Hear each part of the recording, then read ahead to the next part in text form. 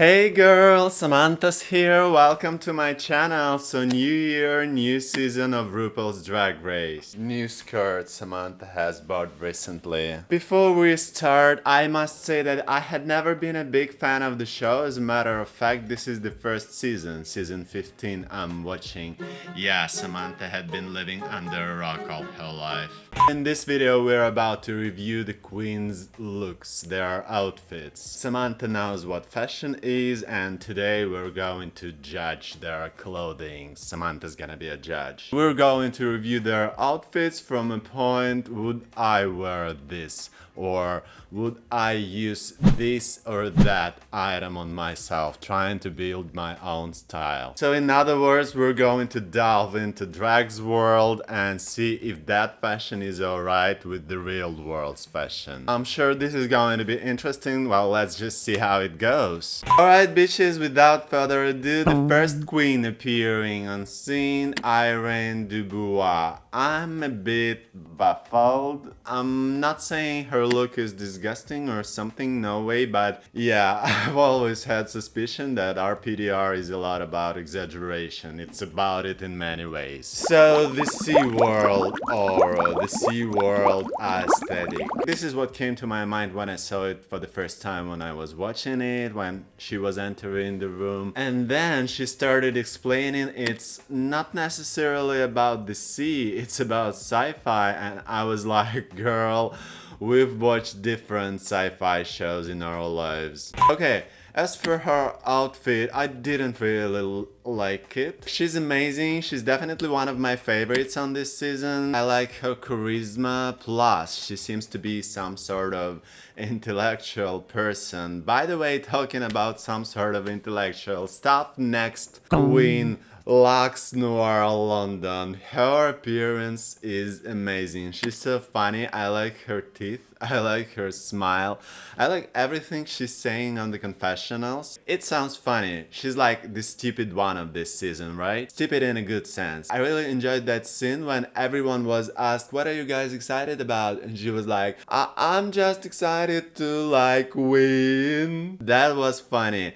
However, girl, what she wears, do you like it? Lux Noir London saying what she's wearing is effervescent and flawless. I don't know, in my opinion, bell bottoms only slay when it comes about that vintage aesthetic, you know, and here, I don't know, definitely not my thing. These flare pants growing into the jacket. It's like a diver's costume. I like her earrings though. So next one. Aura Mayari. Nashville's best and most stunning. I definitely like the heels. However, the rest, the outfit, I think it's as bad as Matrix 4. She's saying she's a little bit of Beyonce, a little bit of Rihanna, a little bit of Justin Bieber. Like, where?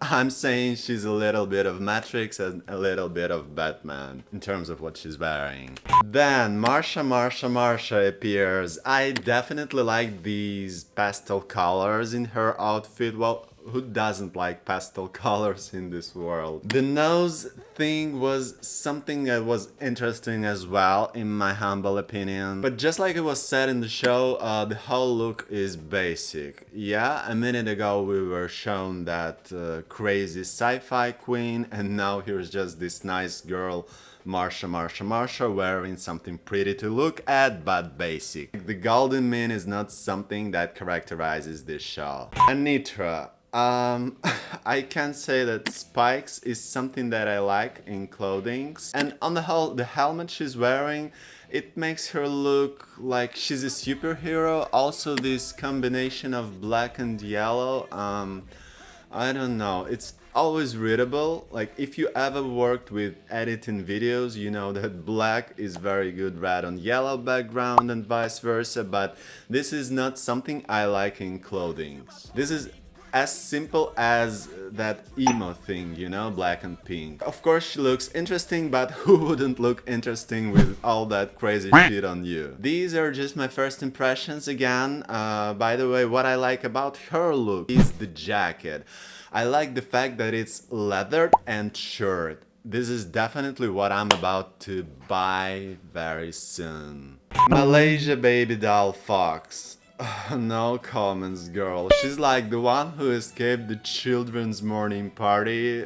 She's like a tourist entertainer, like a costume performer. I don't know, this is so much cringe. Princess Poppy. She says her drag is very princessy, very girly, and at the same time she's eccentric and irreverent. Well, that's what she's saying about herself. Samantha would say that the whole drag of Princess Poppy is again basic, and the fact that her biggest achievement in drag is going viral on TikTok with some homophobic dress video, I'm not really sure what the idea was about.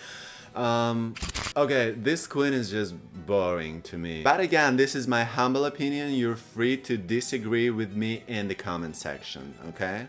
Next one, Sasha Colby. Well, her Amazon style is beautiful, but I just don't like jungle girls. I mean, jungle girl style is boring by default, isn't it? I like the allusion to Xena the Warrior Princess though. Then Selena as titties. I definitely like her boots. I like the boxers or the underwear, whatever. This is a great idea to add it to the whole style. I mean, this is what's interesting. However, I would never in this life like these bodybuilders bodysuits. This is so ridiculous. There's no style in it. This is not trendy and has never been. As a matter of fact, it has always been accepted as cringe, those bodybuilders suits. I don't know why artists, celebrities, drag queens use it. This is so cringe. On the whole, despite the fact that I said that I liked Selena's boxers and boots, I don't like the whole style. Like, she says her aesthetic is ghetto superhero, like where exactly the ghetto superhero? I'd say her style is completely clownish, period. Amethyst. Her aesthetic is influenced by Y2K era, and girl, anything that is associated with the Y2K era is great. Samantha adores Y2K. Amethyst's bra and dress are gorge. The fact that they're almost transparent and at the same time pink is, you know, harking back to those Y2K era bags, if you know what I mean. When you put your items in a lady's bag, not necessarily ladies, Samantha's non-binary by the way, like when you put your items in a bag and everyone can see what's inside. This is what her dress is about, right? So this is almost Samantha'S Passion approved. So in terms of style, this is probably my favorite. I'm saying probably because it's not enough just to put on some clothes on yourself. Style and fashion is more about your behavior, your charisma, and like Amethyst's presence on the show has gone so far unnoticed to me. Like, I'm not sure what she's doing on the show. Jax. Well, what she wears here, like on the first scene when she's entering the room, this is so f***ing cringe. It's just being beyond description. She did her best to mix all green. But girl, when you're mixing something, you're mixing something, like at least two. There's just green and that's it. This is not wise. Of course, I like the allusion to MK, Samantha's a millennial. I liked her outfit on episode 3 of the show, but we're not talking about episode 3 right now. So on episode 1, this is definitely Samantha'S Passion, unapproved. Then Lucy LaDuca. Well, she's nice. What she's wearing is standard, but it also features some unconventional details like pink zippers. I also like the fabric of what I've just called standard. It's really nice. Mistress Isabel Brooks. Her drag style is being beautiful and glamorous, according to herself. She's not afraid to experiment with different silhouettes. Well, I'd say that is fair enough. Look at her panty tights. These black flowers intertwining. This is amazing. Do I have to mention that the heels are gorge? As for the whole look, Samantha has never been a lot into some gothic style in clothing. If it comes about gothic, I think it's a good idea to mix it with something else to build a good full picture, right? But here it's severe style, let's say. Well, everything's perfect, including the earrings. It's also obvious that this is not the first day in drag for this person, and this person knows at least something in terms of fashion. Robin Fierce, well, girl, too many stripes. Too many stripes and no colors. Just one color for like the whole image. Is that what drag's about? I think the f not. Again, she's influenced by Beyonce. Sorry. Where's Beyonce? Where's exactly Beyonce? Sugar and Spice. Well, first of all, I'd like to talk about what they're wearing backstage on their confessionals. This is so gayish cringe. Samantha doesn't want to be LGBTQIA+ phobic, but their real style is cringe, complete cringe, like total cringe. This is exactly that type of cringe in clothing, a significant part of smooth twinks usually resort to. This is too smooth.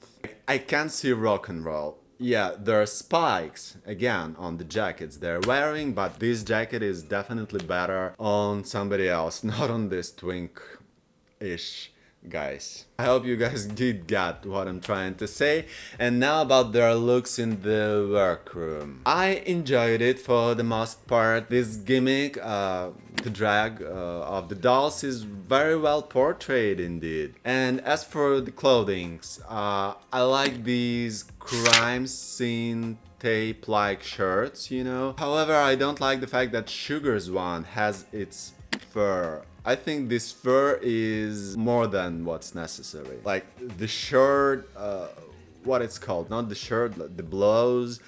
Sugar's one would have been even more gorge if there was no fur, to my mind. And I can't help liking Spice's skirt. Latex skirts. Well, this is Samantha'S Passion. Oh bitches, we've run out of the queens. I think I'm going to make another video here on my channel with the review of what they're wearing on the runway on episode 1, but I'm not sure yet. Samantha'S channel is not about RuPaul's Drag Race. It's about fashion, you know, about clothing. This is what I'm fond about. Well, actually, if this is the first time for you here on my channel, these days it's being rebuilt, redesigned, rebranded. I used to talk about politics here on my channel. I will now resort to this topic again here on this channel. It's probably going to be about fashion, alright? I'm thinking of making fashion the cornerstone of the channel. There's already my reviews on Gucci and Discord catwalks from earlier this year. Make sure to watch those videos. Oh, and do I have to mention that if you liked my video, you'd better hit the thumbs up and the subscribe button. And girl, if you want Samantha'S channel to grow and Samantha to be rich and wealthy, you can buy me a coffee using the website Buy Me a Coffee. Not just a coffee, but millions of coffee. Please, Samantha's fond of coffee. And depending on when you're watching this video, there also might be a link to my Patreon. If you're still here, you can't imagine how I appreciate the fact that you're watching my video. Thank you so much. I'll see you soon. Cheers.